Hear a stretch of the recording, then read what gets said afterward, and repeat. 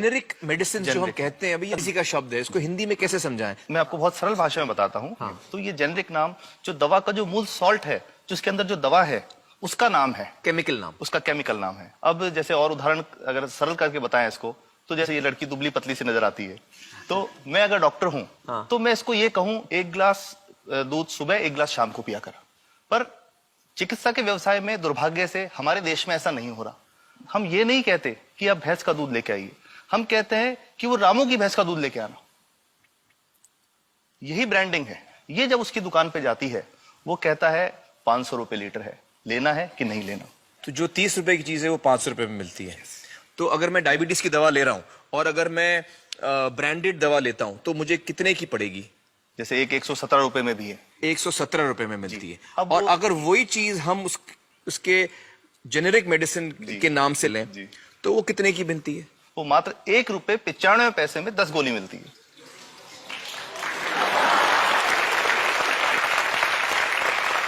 और दोनों गोलियों में कोई फर्क नहीं है किसी किस्म का? 100% समान, क्योंकि इसकी उत्पादन लागत ही इतनी है। उसका manufacturing, packaging, transport, retail margin, जो उसके मार्जिन जो हैं, जो हमारे ज्यादा वो सब मिला करके उतने की ही पड़ती है। कुछ कैंसर के मैं आपको उदाहरण दूंगा, उसमें एक ही दवा जो ब्लड कैंसर के काम में आती है, बाजार में 1.25 लाख रुपए का एक पैकेट मिलता है। 1.25 लाख का एक पैकेट जो 1 महीने चलता है। और जेनरिक में वही दवा जेनरिक में अलग अलग कंपनीज जो बनाती हैं, एक 10,200 में बेचती है, एक 8,800 में बेचती है और एक 6,500 में बेचती है। मतलब ये आपका ये कहना है कि आपके ये प्रयास से इतने कम में राजस्थान में पब्लिक को, आवाम को ये दवाएं पहुंचा रहे हैं आप इस वक्त? जी, क्या बात है। मेरा ये सवाल है कि डॉक्टर्स जो हैं वो हमारे पर्ची पर जेनेरिक नाम क्यों नहीं लिख के देते?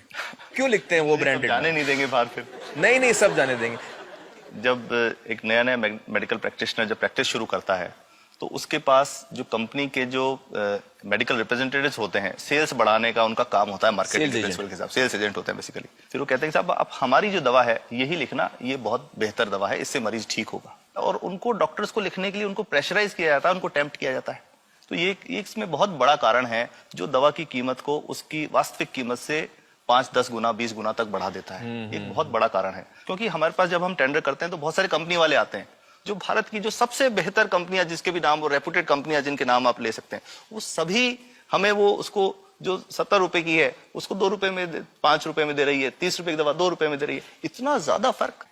तो कंपनी तो दे सकती है और देना चाहती है और हमें देती भी है इतनी कम दामों में, हमें दे रही है ना, ये संभव तो है। अच्छा, मैं आपको बताऊंगा कि भारत से हम लगभग 45,000 करोड़ रुपए की जेनरिक दवाइयां प्रतिवर्ष विदेशों को निर्यात करते हैं। आप भेजते हैं दुनिया भर में जेनरिक, ये जो सस्ती दवाएं हैं आप विश्व भर में भेजते हैं? विश्व भर में हमारे लोगों को नहीं मिल रही। हमारे देश में महंगी है, हमारे देश में महंगी है। और अगर ऐसा है तो हमें कोई ईस्ट इंडिया कंपनी की जरूरत नहीं, हम वापस उसी दिशा में जा रहे हैं। आपने जब ये शुरू किया तो आपको कोई रेजिस्टेंस फेस करना पड़ा राजस्थान में? देखिए, जो प्रयास हम कर रहे हैं ये बेसिकली धारा के विपरीत बहने का एक प्रयास है जी। काफी थ्रेट्स भी हैं, क्योंकि इसमें माफियाज भी हैं, ड्रग माफियाज जो ऑपरेट करते हैं।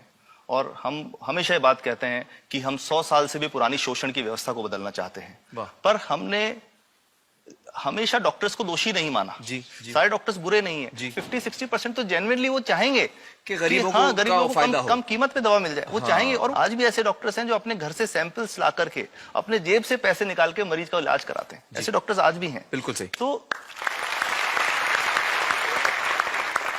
मैं इनको एक उदाहरण भी बताता हूँ कि कैसे हमारे जो काम वाली थी, उसका बच्चा था छोटा। इंसिडेंटली हम कुछ समय छुट्टी मनाने कोई बाहर गए। जब हम लौट के आए 10-12 दिन बाद, तो वो लक्ष्मी के साथ उसका छोटा जो बेटा था राजू, वो भी उसके साथ आता था जब, और मेरे बच्चों के साथ खेलता था, मेरी बेटे के साथ खेलता था। तो वो लक्ष्मी अकेली आई, राजू नहीं आया। तो हमने पूछा कि क्या हुआ, तो उसने जो बात बताई कि साहब वो उसको, आप गए थे, उल्टी दस्त हो गया था। उल्टी दस्त की बीमारी के लिए वो जब दवा लेने गई तो केमिस्ट ने उसको कहा कि इसके तो 400 रुपए लगेंगे। तो उसने कहा साहब मैंने खूब मांगा, मेरे पास 400 रुपए मुझे नहीं थे, और मेरा बच्चा रात को ही उसको दस्त आते रहे, वो खत्म हो गया। और मैं आपको ये कहना चाहता हूं कि वो जो दवा लिखी थी कि वास्तव कीमत 1.5-2 रुपए ही है, तो वो बच्चे की जान बच सकती थी। 65 वर्ष के बाद भी अगर कोई बच्चा उल्टी दस्त से मर जाए तो मैं नहीं समझता इससे शर्मनाक बात कोई हम लोगों के लिए हो सकती है। और सबसे बड़ी बात कि इसे आसानी से बदला जा सकता है। हमें सबको एक समन्वित, एक संगठित प्रयास करने की जरूरत है। ये तो कुछ भी नहीं है, कोई नई फैक्ट्री खोलनी नहीं, कोई नई दवा नहीं बनानी, ये सब जो गलत चल रहा है इसको रोकना ही तो है। तो दोस्तों, डॉक्टर समित की बातों से हमें यह पता चला है कि दवाइयों का जो कॉस्ट होता है, जो उनको बनाने का खर्च होता है, वो बहुत ही कम होता है और हमें इन कम दामों में ये दवाइयां मिल सकती हैं अगर हमारी राज्य सरकार जेनेरिक मेडिसिन की दुकानें खोले, जैसे राजस्थान सरकार ने किया है और जिसके लिए हम उन्हें सलाम करते हैं। एक बात और, अगर आप एक एनजीओ हैं और आप जेनेरिक मेडिसिन की दुकान खोलना चाहते हैं तो department of chemicals and fertilizers आपको 50,000 रुपए की ग्रांट भी देता है। डॉक्टर समित, आपने बहुत ही बेहतरीन काम किया है और इस बहुत ही अहम मुद्दे पर रोशनी डालकर हमारी आंखें खोल दी हैं और हमारी दुआ यह है कि जो काम आपने राजस्थान में शुरू किया है वो हर राज्य में फैले, देश के कोने कोने में फैले। बहुत बहुत शुक्रिया हमारे साथ बातचीत करने का doctor Samit. Thank you so much.